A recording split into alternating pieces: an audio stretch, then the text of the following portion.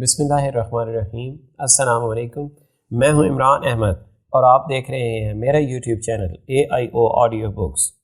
آج میں آپ کی خدمت میں ڈیل کارنیگی کی مشہور زمانہ کتاب کا اگلا حصہ لے کر آیا ہوں، تو چلیے شروع کرتے ہیں۔ چھٹا باب، غم اور فکر کو دل سے کس طرح نکالا جائے۔ کئی برس ہوئے میرین جے ڈگلس نے بالغوں کی کلاس میں اپنا ایک واقعہ سنایا۔ انہوں نے کہا، مثل مشہور ہے کہ مصیبت کبھی تنہا نہیں آتی۔ میرے ساتھ بھی یہی ہوا۔ میری بہت ہی پیاری بیٹی جس کی عمر 5 سال تھی انتقال کر گئی۔ یہ صدمہ ہم میاں بیوی کے لیے ناقابل برداشت تھا۔ کچھ عرصہ بعد اللہ نے ہمیں ایک اور بیٹی دی، لیکن وہ بھی زندہ نہ بچی۔ غم کی شدت نے مجھے بے حال کر دیا، جسم میں طرح طرح کی تکلیفیں پیدا ہونے لگیں۔ لیکن خدا کا شکر ہے کہ میرا ایک بیٹا بچ گیا تھا جس کی عمر 4 سال تھی۔ ایک روز میرے بیٹے نے ضد شروع کی کہ ابا مجھے کشتی بنا کر دے۔ میری طبیعت اس کام پر آمادہ نہ تھی، لیکن میرے بیٹے کی عادت تھی کہ وہ منہ سے جو بات نکالتا تھا اس کے پیچھے پڑ جاتا تھا، اس لیے مجھے اس کی بات ماننا پڑی۔ کشتی 3 گھنٹے میں بن کر تیار ہوئی، لیکن جب بن کر تیار ہوئی تو مجھے محسوس ہوا کہ کئی مہینوں کے بعد پہلی مرتبہ ان 3 گھنٹوں میں سکون حاصل ہوا تھا۔ مجھ پر یہ راز کھلا کہ اگر آدمی مصروف رہے تو غم اور پریشانیاں اس کے قریب نہیں آتی۔ چنانچہ میں نے پکا ارادہ کر لیا کہ آئندہ کبھی بیکار نہ بیٹھوں گا۔ ان 2 برسوں میں نے بہت سے کام کیے۔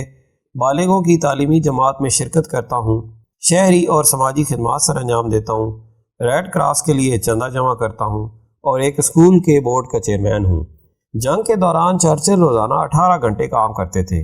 ان سے پوچھا گیا کہ آپ کو تو بہت سی فکریں اور پریشانیاں ہوں گی، تو انہوں نے جواب دیا کہ مجھے سانس لینے کی فرصت نہیں، فکر کے لیے وقت کہاں۔ مشہور سائنسدان پاسٹیور کہتے ہیں کہ کتب خانوں اور تجربہ گاہوں میں سکون ملتا ہے۔ اس کی وجہ یہی ہے کہ ان جگہوں پر آدمی ذہنی طور پر مصروف رہتا ہے۔ تحقیق اور دریافت کا کام کرنے والے لوگ شاذ و نادر ہی بیمار پڑتے ہیں۔ مصروفیت کی وجہ سے پریشانی کیوں کم ہو جاتی ہے؟ اس کی وجہ یہ ہے کہ انسان کا دماغ ایک وقت میں ایک سے زیادہ معاملات پر غور نہیں کر سکتا۔ یہ نفسیات کا اصول ہے۔ مثال کے طور پر آپ امریکہ کے مجسمہ آزادی کے بارے میں سوچیں اور ساتھ ہی یہ بھی سوچیں کہ آپ کو کل کیا کرنا ہے۔ آپ دیکھیں گے کہ دونوں باتیں یکے بعد دیگرے تو آپ کے ذہن میں آ سکتی ہیں، لیکن ایک ہی وقت میں آپ کے ذہن میں نہیں آ سکتی۔ بالکل یہی حال جذبات کا ہے۔ یہ نہیں ہو سکتا کہ ہم کسی بات سے خوش ہوں اور اسی وقت کسی دوسری بات سے غمگین ہوں۔ انگلستان کے مشہور شاعر ٹینیسن نے اپنے پیارے دوست مہیلام کی وفات کے موقع پر کہا تھا کہ مجھے کام میں کھو جانا چاہیے تاکہ غم کا شکار نہ ہو جاؤں۔ دنیا کی مشہور سیاح خاتون اوسا جانسن نے حال ہی میں مجھے بتایا کہ انہوں نے غم سے کس طرح نجات حاصل کی۔ 16 سال کی عمر میں اوسا کی شادی مارٹن جانسن سے ہوئی، جو ایک انتہائی مہم جوئی شخص تھے۔ وہ اوسا کو اپنے ساتھ بورنیو کے جنگلوں میں لے گئے۔ یہ میاں بیوی 25 سال تک ایشیا اور افریقہ کے جنگلوں میں گھومتے اور جنگلی جانوروں کی فلمیں بناتے رہے۔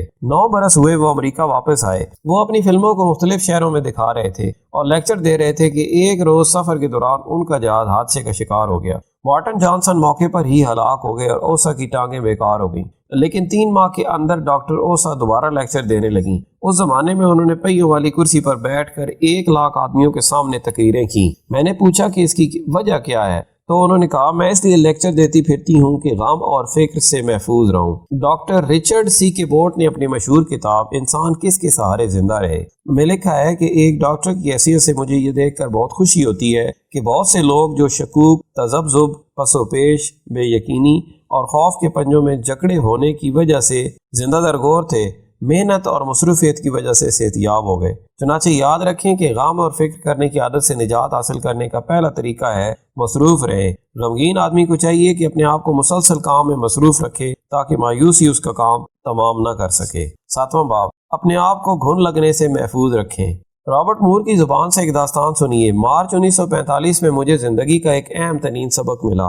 ہند چینی کے کنارے سے دور ہماری آبدوز، جس میں 88 آدمی تھے، سمندر میں 276 فٹ کی گہرائی میں تھی۔ جاپانی بحری اور ہوائی جہاز ہمارے پیچھے لگے ہوئے تھے۔ ہماری آبدوز کے آس پاس بارودی سرنگیں پھٹ رہی تھیں اور یہ سلسلہ 15 گھنٹے جاری رہا۔ موت ہمارے سامنے ناچ رہی تھی۔ یوں لگتا تھا کہ اگلے ہی لمحے ہم سمندر کی بے رحم موجوں کی نظر ہو جائیں گے۔ آبدوز میں پنکھے بند تھے اور حرارت 100 درجے سے بڑھ چکی تھی، لیکن مجھے سخت سردی محسوس ہو رہی تھی اور میں کپکپا رہا تھا۔ 15 گھنٹے بعد جاپانی جہاز کے پاس بارودی سرنگیں ختم ہو گئیں اور وہ بھاگ گیا۔ یہ 15 گھنٹے 15 لاکھ سال کے برابر تھے۔ اس عرصے میں میری پوری زندگی میری آنکھوں کے سامنے تھی۔ تمام چھوٹی بڑی باتیں یاد آئیں۔ بحری ملازمت سے پہلے میں ایک بینک میں کلرک تھا۔ ہزاروں غم تھے، تنخواہ کم ہے، ترقی کی رفتار سست ہے، ذاتی مکان نہیں، اور بیوی کے پاس اچھے اچھے لباس نہیں۔ برسوں قبل یہ غم بہت بڑے محسوس ہوتے تھے، لیکن جب سمندر کی تہہ میں سینکڑوں فٹ نیچے موت ناچتی ہوئی نظر آئی تو یہ تمام غم بہت ہی حقیر محسوس ہونے لگے۔ میں نے عہد کیا کہ اے خدا، اگر مجھے سورج کی روشنی دیکھنی نصیب ہوئی تو آئندہ زندگی میں کبھی غم نہیں کروں گا۔ ہم لوگ بڑے بڑے حادثوں کا تو بڑی ہمت سے مقابلہ کرتے ہیں، لیکن ذرا سی تکلیف ہمارے لیے سخت ناگوار ہوتی ہے۔ اس بات کا امیر البحر بیرٹ کو بھی ایک سنسان اور تاریک برفزار میں تجربہ ہوا۔ اس کے آدمی اس سرد ترین مقام کی تکلیفیں اور مصائب تو برداشت کر لیتے تھے، لیکن ایک کمرے میں ساتھ رہنا ان کے لیے مشکل تھا۔ وہ معمولی باتوں پر آپس میں بول چال ترک کر دیتے اور لڑتے جھگڑتے رہتے۔ ازدواجی زندگی میں بھی کم و بیش یہی صورتحال ہوتی ہے۔ میاں بیوی میں جن باتوں کی وجہ سے کشیدگی پیدا ہوتی ہے وہ عموماً بہت ہی معمولی نوعیت کی ہوتی ہیں۔ نیو یارک کے district attorney Frank S Hogan کا کہنا ہے کہ عدالتوں میں قتل و غارت گری کیے جو مقدمات پیش ہوتے ہیں ان میں سے نصف مقدمات کی وجہ معمولی باتیں ہوتی ہیں۔ بہت ہی کم ایسا ہوتا ہے کہ ان مقدمات کی وجہ کوئی بڑا ظلم یا زیادتی ہو۔ قانون میں یہ جملہ مشہور ہے، یعنی قانون معمولی معاملات سے واسطہ نہیں رکھتا۔ اگر آپ بھی سکون قلب کے خواہش مند ہیں تو معمولی باتوں پر غمگین اور فکر مند ہونا چھوڑیں۔ میرے دوست ہومر کرائے جو تقریباً 13 کتابوں کے مصنف ہیں بتاتے ہیں کہ ان کے گھر میں ایک بجلی کی انگیٹھی تھی جو بہت شور کرتی تھی۔ وہ ایک کتاب لکھ رہے تھے، اس شور کی وجہ سے وہ اتنے ڈسٹرب ہوتے کہ ایک لفظ بھی نہ لکھ سکتے۔ وہ کہتے ہیں کہ ایک روز چند دوستوں کے ساتھ تفریح کے لیے جنگل میں جانے کا اتفاق ہوا۔ وہاں آگ جلائی گئی تو ایندھن سے چٹکنے کی ایسی آوازیں آنے لگیں جو میری بجلی کی انگیٹھی میں پیدا ہونے والی آوازوں سے ملتی جلتی تھیں۔ جنگل میں یہ آوازیں مجھے اچھی لگیں، لیکن جب یہی آوازیں میری بجلی کی انگیٹھی میں پیدا ہوتی تھیں تو بہت ہی بری لگتی تھیں۔ میں نے ارادہ کر لیا کہ آئندہ بجلی کی انگیٹھی سے پیدا ہونے والی آوازوں کی پرواہ نہیں کروں گا۔ میں نے یہی کیا۔ کئی دن تو یہ آوازیں سنائی دیں لیکن پھر دھیان سے اتر گئیں۔ یہی حال چھوٹی چھوٹی پریشانیوں کا ہے، ہم ان کو پسند نہیں کرتے، اسی لیے یہ وبال جان بن جاتی ہیں۔ وجہ یہ ہوتی ہے کہ ہم ان کی اہمیت بڑھا دیتے ہیں۔ انگلستان کے سابق وزیر اعظم ڈزریلی نے کہا تھا کہ زندگی اتنی مختصر ہے کہ حقیر نہیں ہو سکتی۔ آندرے مورائے نے لکھا ہے کہ ان الفاظ نے مجھے نہایت مشکل حالات میں مدد دی۔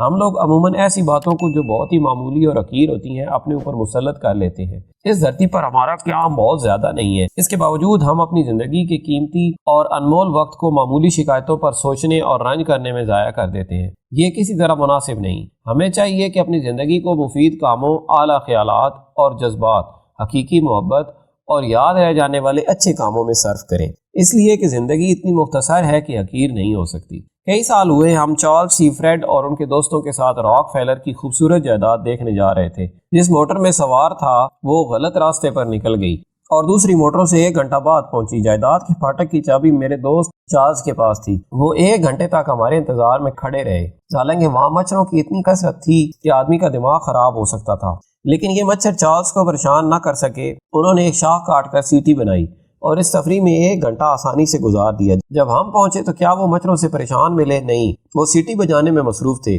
وہ سیٹی اب بھی یادگار کے طور پہ میرے پاس محفوظ ہے اور ایک ایسے آدمی کی نشانی ہے جس نے معمولی پریشانی کو اپنے اوپر غلبہ حاصل نہ کرنے دیا۔